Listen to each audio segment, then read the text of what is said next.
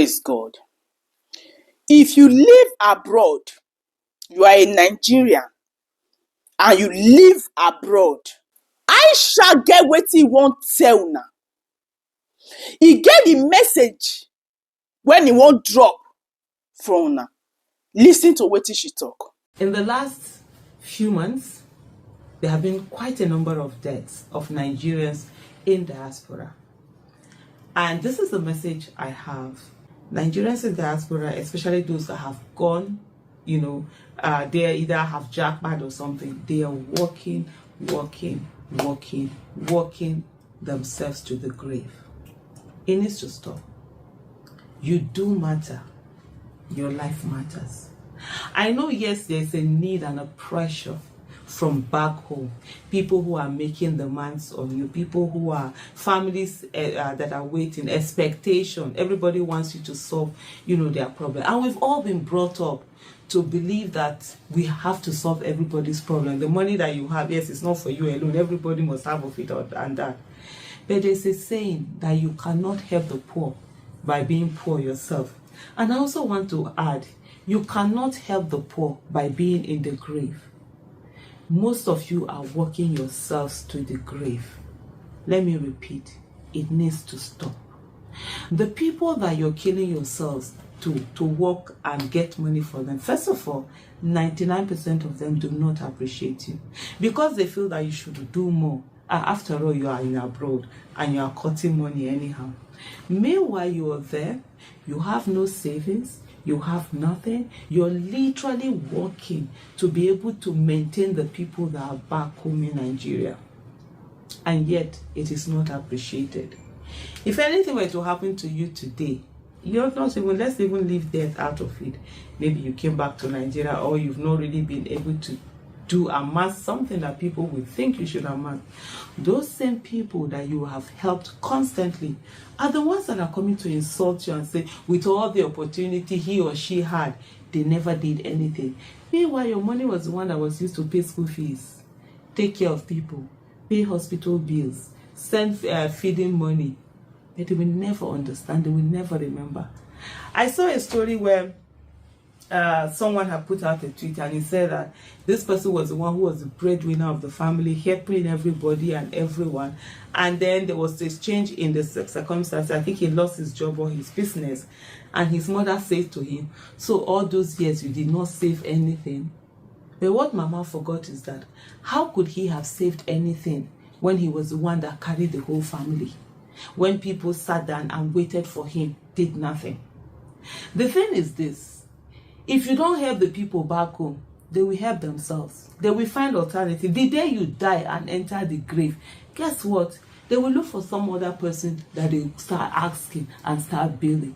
Yes, you might have that guilty feeling, oh, if I'm not helping, I did this one.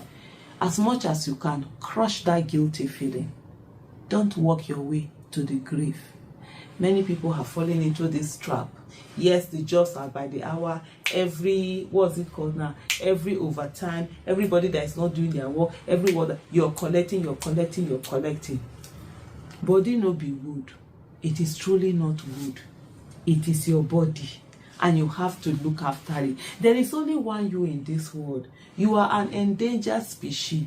And so therefore, you know what they do with endangered species? They give them privileged treatment. You have to give yourself privileged treatment. You have to put yourself and your health first. You have to learn to say no. It's N-O, no. Say it without any guilty feelings. Sometimes they will emotionally try to blackmail you. They will say also, stop it. One of the things that I've now said to people is that if God does not punish you for you not helping yourself, God will not punish me because I refuse to help you. You have to come to a place where you know this is what you give for charity every month. If it reach that level, leave it. Nigerians in Nigeria don't have sense. So I'm in Nigeria. I'm one of those people that don't have sense. You know one of the reasons why we don't have sense? Because we have people that will be billing. As long as we continue to bill people, we will not have sense. We will sit down, the hardship that is being caused, we will sit down and do nothing about it because it's very easy to send tests and say to somebody, my child is sick, my child is dying. And my wife is sick, my wife is dying, my husband is sick, my husband is dying. We've not, it give us money. But when you ask them to go to their government that have been wasting their money and ask for that help, they don't do it. So indirectly, you are also the problem of us here in diaspora. Of us here in Nigeria. Those of you in diaspora, I've said it to many people in diaspora. This sending money anyhow, you have turned us into beggars with our hearts, and we don't know how to stand and fight for ourselves and go there and get a nation that works for everybody. Some will say, but we can't stop it. How do we stop it? We have to help people. Yes, you are helping them. You are killing them. And also killing yourself and sending yourselves to the grave. Let me repeat, this message is for my fellow brothers and sisters in diaspora. Don't walk yourself to the grave because you want to fulfill certain needs. When you die, life will continue. Nobody will cry for 24 hours without eating food. Even if they don't want to eat, they will be forced to eat, because we say to the person, eat so that you have strength. After all, like my mom will always say, it is with strength though that you will cry. So eat. At a very young age, or as a young mother or young wife, I thought about this thing. I said, nobody will cry for 24 hours without eating. So I used to put myself first. It's not easy, I can tell you that. Getting to that mindset. Even myself, that's how I used to. My first business collapsed because family. Oh, we've not eaten today. I will send the money. Oh, this, I will send. Guess what? The business collapsed. And when the business collapsed and I had nothing, for over a year or two, I was sitting down like that. Nobody said to me, Aisha, how do we get that business back up? It was only my husband that came and stayed. So when I started my second business and the demand started coming again, I minded myself. But I still didn't get enough sense until one day I found out that a cousin of mine was building houses. And here I am, as of that time, earning millions. I don't have any house, solving problems, paying school fees. Even though I still pay the school fees now, but at a level that is not going to affect me, it's not going to affect my health. But a lot of our brothers and sisters in diaspora, and even some here, they are doing it at a level that is affecting their health. Why the diaspora one is different is that because there are so many hours that come. That temptation, oh, I can earn $90 here, I can earn £100 here today. Let me do it now. It's affecting a lot of people. And so that time when I saw that my cousin, I had to sit down and say to myself, one day these people will abuse me and say, for all the opportunities she had and all the millions she made, she never did anything for herself. And that was why I had to cut some of the expenses and also started building. And that was why in 2007, I started my own building. I started building. You know something about helping people is that if you are climbing a tree and there are people pulling you down, you can never get to the top. But if you shake off the people that are pulling you down and you take yourself all the way to the top of the tree, you can put your hand down and lift people to be at the top of the tree.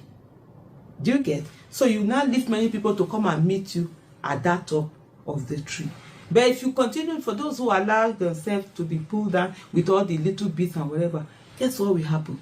All of you will be at the bottom of the tree. So many people when they abroad, some of them, they are not even living their best life. They go work. Now money that they send go home. And the same people where they send money to for home, they say people no even care about them. You go, they do 12-hour shift. Normally, you're supposed to work 3 times in a week. You go, they find extra shifts. Monday, Tuesday, Wednesday, Thursday, Friday, Saturday. Even some of you, Sunday. You go, they do 12-hour shift. Just because you want to satisfy people back home that don't care about you. Some of you there abroad, you they work. You are living in a share house. Some of you, you go work, come back after 12-hour shift. You go go sleep for one pangolo bed. You go be like say overnight as you lie down, so now work you still dey, because you no even get better bed when you go lie down. Because you are sending your money to ungrateful people back home. You are making yourself as if you are God over there. See, let me tell you something. You see those receivers, when you dey give, they can never be satisfied. Quote me anywhere. Bring my pikin shit, bring. Let them know that in abroad, you no dey pick money for ground.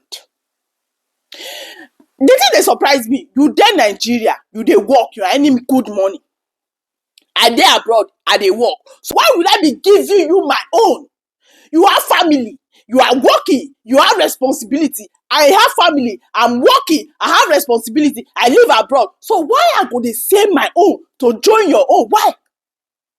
So many of you in abroad, now they spoil na people wey dey home. I'm not saying you should not do for your people. You should not support them. Yeah, why not?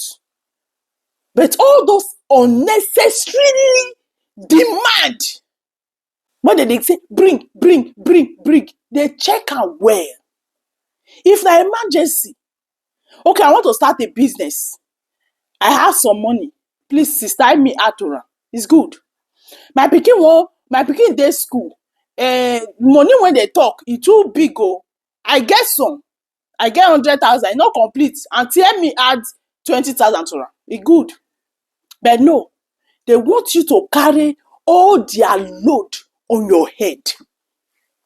Because you are in abroad, you want to become a sacrificial lamb for your family that don't even care about you. If na lie, you don't dey give them. Stop to dey give them. Prank them. May you see the other side of them. You be Jesus.